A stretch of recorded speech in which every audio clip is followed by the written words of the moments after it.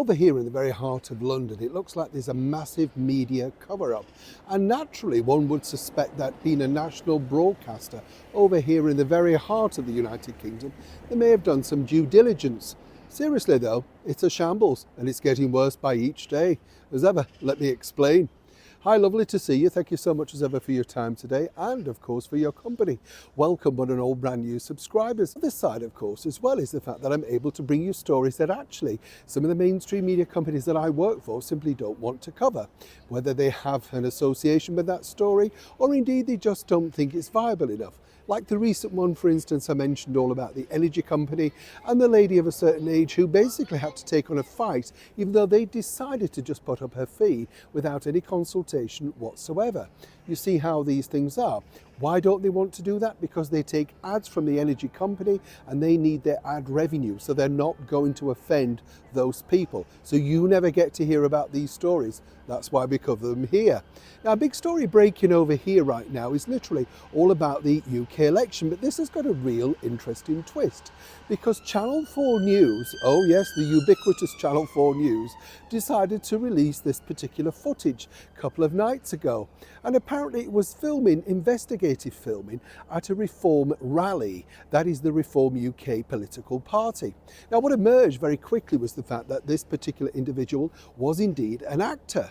And what's emerged after that is it looks like a certain person who used to work in television instructed him to become this character. It's all over his CV. He's very honest about the fact that he also does secret filming. Now, in their defense, Channel 4 News said that they knew nothing about this, they didn't make any payment, etc., etc.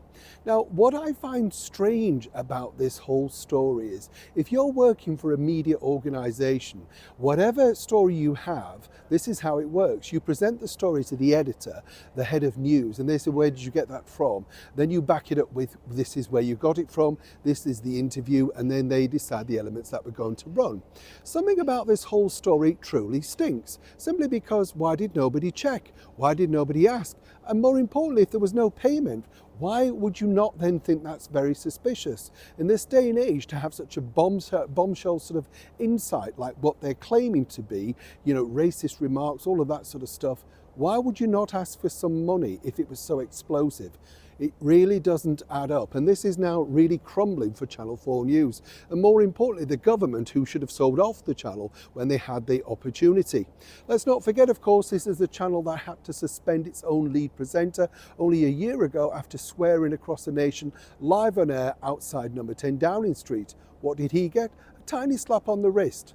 The only bonus you could say about this is that on a daily basis, nobody really watches Channel 4 News. It's at a ratings low. Cathy Newman, Christian Guru Murphy, all of those people, yes, virtually talking to themselves.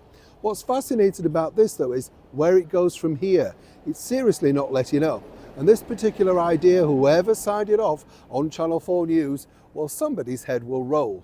And as ever, it won't be the bosses. She's too busy raking in millions. That's right, am I not, Alex? Neil Sean in the very heart of London.